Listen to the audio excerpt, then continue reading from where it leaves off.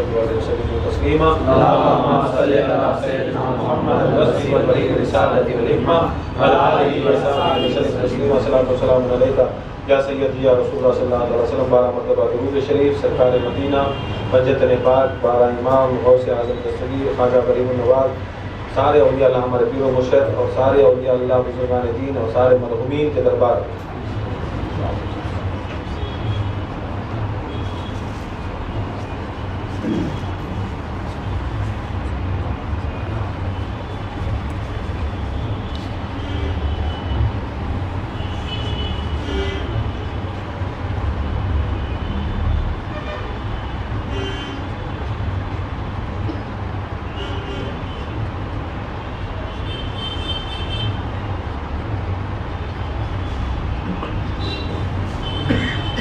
لك الحمد تعالى لك الشكر يا الله اللهم صل على سيدنا محمد الوصف والبلیغ الرسالۃ والحکمہ وعلى آلہ وصحبہ وسلم تسلیما صلاۃ و سلام علیک یا سیدی یا رسول اللہ صلی اللہ علیہ وسلم. اللہ تعالیٰ کا بار احسان ہے. اللہ تعالیٰ نے ذکر کی محفل میں بتایا اور اللہ تعالیٰ اس ذکر کی محفل کے صدقے میں ہماری بھی مغفرت عطا فرمائے, ہمارے بھی مرحومین کی مغفرت عطا فرمائے.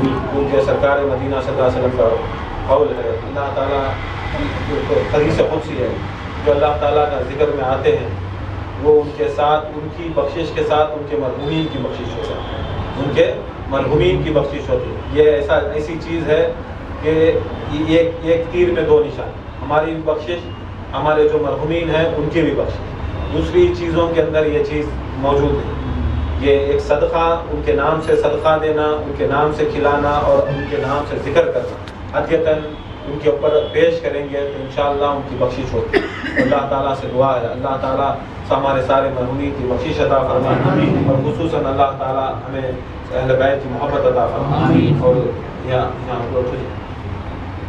اب انشاءاللہ ہمارے ایک پروگرام ہے جو 11، 12، 13 انشاءاللہ 11، 12، 13 تو انشاءاللہ پنچولی کی خانقاہ جو ہماری خانقاہ ابتدا ہے وہاں نئی خانقاہ بنے ہیں, جو ہمارے بڑے خلیفے ہم سب مل کر خانقاہ بنے ہیں. اللہ کے کرم سے وکیل صاحب کے پردہ ہونے کے بعد 35 کے اوپر 36 3-4 خانقاہیں. پرسوں بھی ہمیں گئے تھے, چند پٹن گئے, چند پٹن کے بعد پنچنڈی گئے, اس کے بعد پھر منصور میں 11ویں کی. انشاءاللہ اللہ کے کرم سے غوث پاک کے فضل و کرم سے اور خصوصاً اہل بیت کی محبت جس سلسلے میں ہے اس کے صدقے سے ہمارا سلسلہ پھول رہا ہے, پل رہا ہے. ہزاروں کی تعداد میں جو فرق کر کر سلسلے کے اندر 11ویں اور اماموں کے اوپر درود پڑھنا, یہ چیز نہیں, وہ آ کر برباد ہو رہے. کیونکہ بے شک اللہ کے رسول اہل بیت کے سوا, غوث اعظم کے سوا کائنات کے اندر کوئی ہمارا رہبر اور ان کے سوا کوئی مددگار, کیونکہ ان کی مدد سے سلسلہ چلانا, اگر اپنے آپ سے اگر چلائیں گے خدا کی قسم کی کوئی دنیا کے اندر چلا نہیں سکتا. تو انشاءاللہ 11، 12، 13 کو انشاءاللہ پنچوٹی کی خانقاہ کی اوپننگ بھی ہے اور اس کے بعد انشاءاللہ وہاں سے درگاہ کو جانے کا بھی پروگرام ہے. انشاءاللہ جو آنا چاہتے ہیں 11 انشاءاللہ 11، 12، 13 3-4 2 آتے مہینہ اپریل 11، 12، 13 انشاءاللہ, کیونکہ 2 خانقاہ کا ابتدا بھی ہے, 2 خانقاہ کی ابتدا بھی ہے اور اسی کے ساتھ آ کر گلڈال, کاسرگوڑ اور ایم آر کی درگاہ بھی جانا ہے, کیونکہ ہمارے خلیفے سارے پیرانیما سب مل کر ڈیسائیڈ کرے کہ اسی کے ساتھ خانقاہ کی ابتدا بھی ہوتی ہے اور بزرگان کی زیارت ہے. کیونکہ 1 سال ہو گیا خانقاہ سے حسب معمول ہمیں بزرگان کی زیارت کرتے ہیں. انشاءاللہ وہی سلسلہ ہے اور جو لوگ بھی آنا چاہتے ہیں فوراً ہمارے انور یہاں کھڑی نہ ہر میں لگو, انور کے پاس لکھاؤ, انشاءاللہ نام لکھاؤ, کیونکہ جو آنا چاہتے ہیں لکھائیں گے تو انشاءاللہ اس کے مطابق انتظام کریں. اگر نہیں آنا چاہتے ہیں تو خوشی کی بات, ہمیں خلیفے ہیں, ہمیں 4، 5، 10، 20 جنے ہمارے کاروں میں جاتے ہیں. انشاءاللہ جو بھی آنا چاہتے ہیں سلسلے کے واسطے یہ نہیں آ کر خالی آ کر اللہ بول لیتے, اللہ کے ساتھ محنت کرنا, مشقت کرنا. جا کر جنگ کے میدان میں خالی تلوار لے کو کھڑ گئے تو نہیں, جا کر لڑنے کے ساتھ مارنا بھی مرنا. اسے بولتے سو جی چپ کے کھڑ جا کو, بیٹھ جا کو, یہ نہیں کرتا, وہ نہیں کرتا, میں آپ کو ادھر نہیں آتا, یہ سب سلسلے کے اندر آنے کے بعد جنگ کا بند. غوث اعظم دستگیر کیا فرماتے ہیں, میرا مرید سپہ سالار کی سر کا, میرا مرید ایک سپاہی کے سر کا اور اس کا خلیفہ سپہ سالار کی سر کا. اور جب سپاہی ہے تو سپاہی جنگ کے میدان میں لڑنا, آپ دنیا میں لڑنا تو سب کے ساتھ نہیں, لڑنے کا مطلب کیا, تبلیغ کرنا, سلسلے قادری سلسلے کو بڑھانا. تو انشاءاللہ 11، 12، 13 کو انشاءاللہ ہمارا جانے کا پروگرام ہے. جو بھی آنا چاہتے ہیں ہمارے مرشد, ہمارے انور مرشد کا لکھاؤ انشاءاللہ اور نامہ لکھا کر انشاءاللہ اس کے بعد بالکل شکر ہے. حفظہ.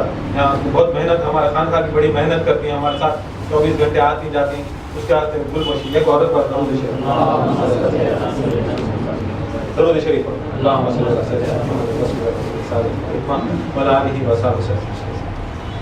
ایک مرتبہ جنہیں میرے مولا سے الفت نہیں ہے، جنہیں میرے مولا سے الفت نہیں ہے، تو محشر میں ان کی شفاعت نہیں ہے، تو محشر میں ان کی شفاعت نہیں ہے. جنہیں میرے مولا سے الفت نہیں ہے، انہیں میرے محشر میں شفاعت نہیں ہے. ہے معلوم تم کو میرا حال مولا، ہے معلوم تم کو میرا حال مولا. بتانے کی کوئی ضرورت نہیں ہے، بتانے کی کوئی ضرورت نہیں ہے. جنہیں میرے مولا سے الفت نہیں ہے، جنہیں میرے مولا سے الفت نہیں ہے، تو محشر میں ان کی شفاعت نہیں ہے. بے شک سرکار مولا علی مشکل کشا. مولا کا مطلب کیا ہے؟ پالنے والا. مولا کا مطلب کیا ہے؟ ہمارا رہبر، سرپرست.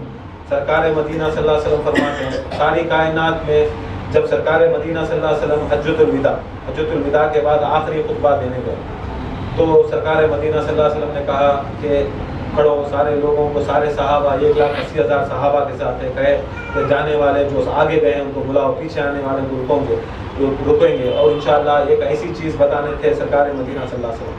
کہے صحابہ کو کہے کہ کجاوا کر کے بولے تو اونٹ آگے کجاوے رہتے ہیں، ان کے ساتھ ایک ممبر بناؤ. ممبر بنا کر میں چاہتا ہوں کہ میں ممبر کے اوپر کھڑوں، سرکار مدینہ میں ممبر کے اوپر کھڑوں اور کچھ تمہارے لیے میں آ کر کچھ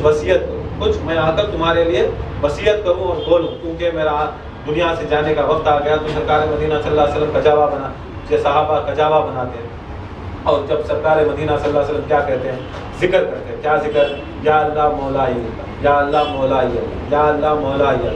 جو ہمارا ذکر اثر کے ذکر میں ذکر ہے، یا اللہ مولا، اے اللہ تو میرا مولا ہے، یا اللہ تو میرا مولا ہے. سرکار مدینہ صلی اللہ علیہ وسلم ذکر کرے. کب تک؟ جب تک پورے جو صحابہ آگے چلے گئے وہ پیچھے نہیں آئے، اور سارے جو پیچھے تھے وہ سب لوگ ایک ہی جگہ پر مقام پر جمے نہیں. سرکار مدینہ صلی اللہ علیہ وسلم 2 گھنٹے 1.5 گھنٹہ 3 گھنٹے ذکر کرے. کیا؟ یا اللہ مولا اللہ، یا اللہ مولا.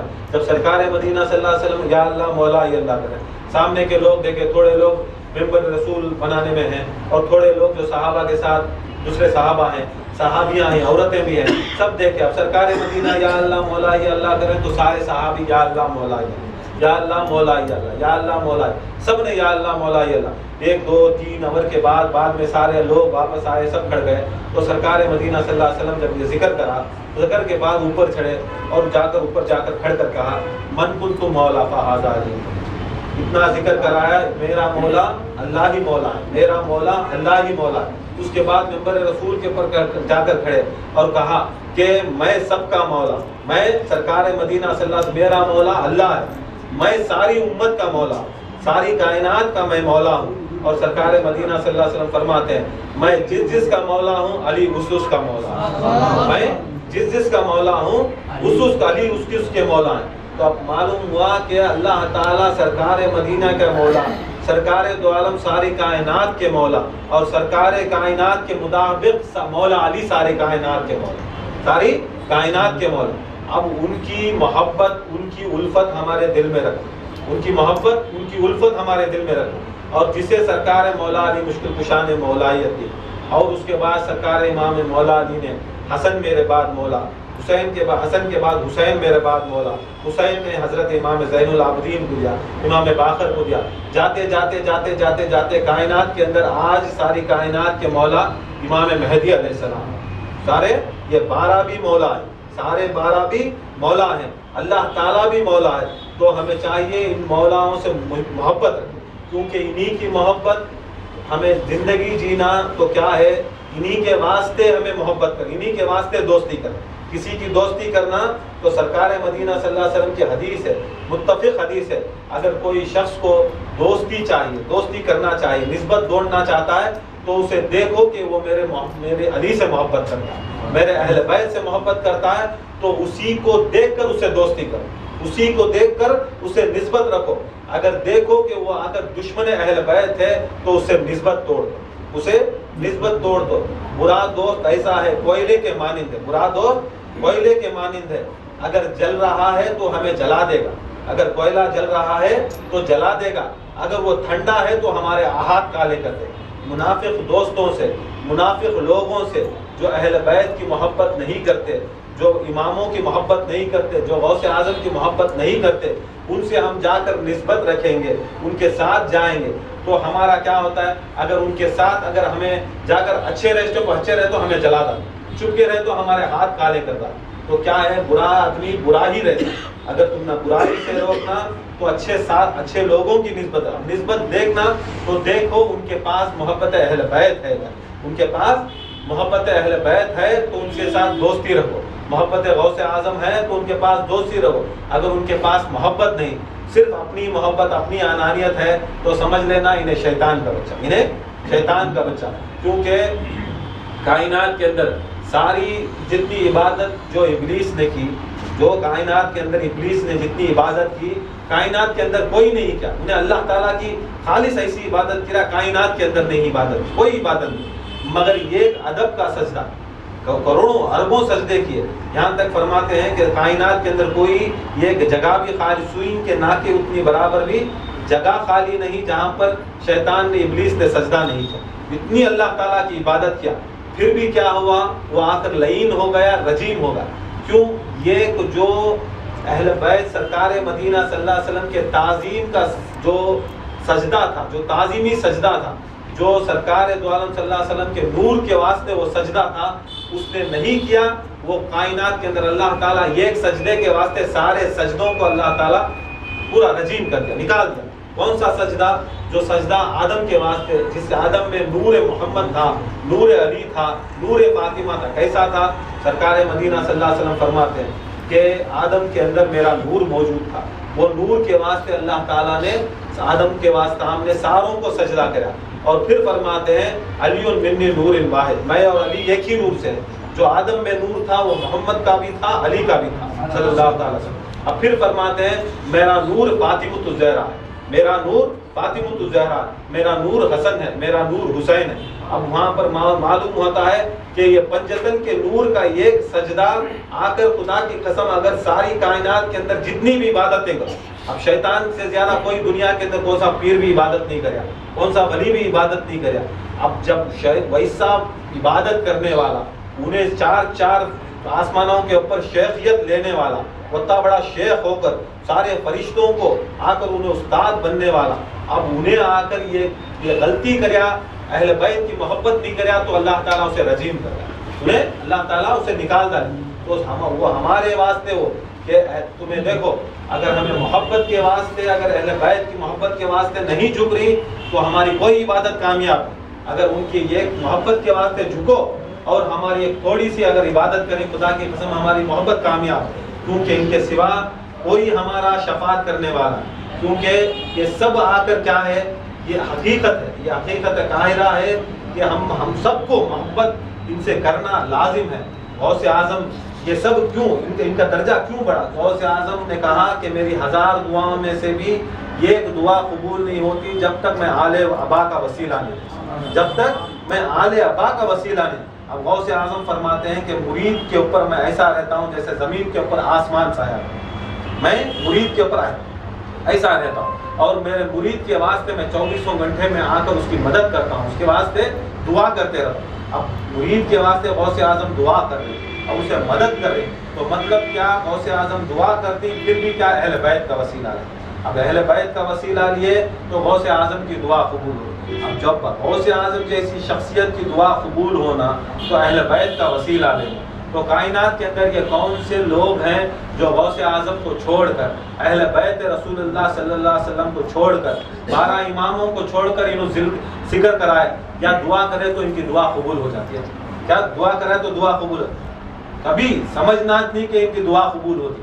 یہ سب آ کر ڈھونگی لوگ، ڈھونگی یہ سب سے بڑے ڈھونگیاں دنیا کے اندر. ان کی دعاؤں میں کوئی تاثیر نہیں، ان کے سلسلے میں کوئی تاثیر نہیں، ان کی کوئی نماز میں کوئی تاثیر نہیں، کیونکہ بغیر حب علی، حب اہل بیت، حب پنجتن پاک، خدا کی قسم کوئی دنیا کے اندر آگے نہیں بڑھ سکتا. کوئی دنیا کے اندر آگے بڑھ ہی نہیں سکتا، کیونکہ جو علم ہے ان کے پاس، جو طاقت ہے، جو قوت رکھتے ہیں کائنات کے اندر. اللہ تعالیٰ نے بے شک ساری کائنات لا حول ولا قوت الا باللہ، نہیں کہیں کوئی قوت کوئی طاقت سوائے اللہ تعالیٰ کے، مگر اللہ تعالیٰ نے ان کو قوت اور طاقت اللہ تعالیٰ نے کسے؟